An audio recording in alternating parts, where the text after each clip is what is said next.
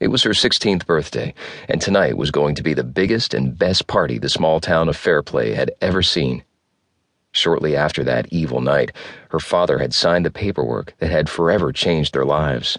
Now the Douglases were rolling in money, allowing them to afford the biggest house for hundreds of miles and the best clothes they could buy in the city. Everyone in town respected them and gave them anything they wanted. She smiled as she applied a little more makeup to her eyes. The reflection looking back at her was almost perfect. Picking up a tube of lip gloss, she applied the red color heavily on her lips and smiled. There. Her new cream-colored blouse, which she had bought the last time her mother had driven her to Houston, looked perfect. She had gained ample cleavage earlier than most of the other schoolgirls. She frowned a little when she looked down at her large chest. Actually, she was still growing. The last trip into the city, she had to go up a whole bra size. She looked at her reflection again and smiled. The boys in town, especially the cute ones, always stared at her chest.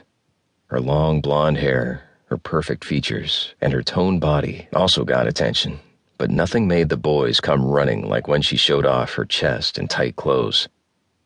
Standing up, she looked at her reflection in the full-length mirror in the corner of her large room.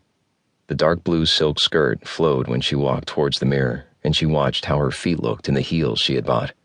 She had spent more money than her mother had wanted on them, but they were perfect for her outfit, and they made her feet look smaller somehow.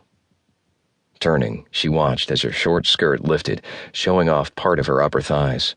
She had worked hard in gym class to make sure she stayed in shape.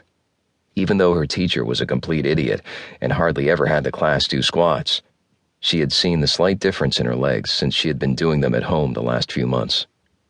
"Savannah," her mother called from downstairs. "I'll be down in a minute," she called back and rushed over to grab her new fur coat. Even though it was in the high 70s tonight, she pulled on the white softness and smiled again, and then sprayed herself with her new expensive perfume. Tonight, everyone would be looking at her, and she wanted to be perfect. This was her night.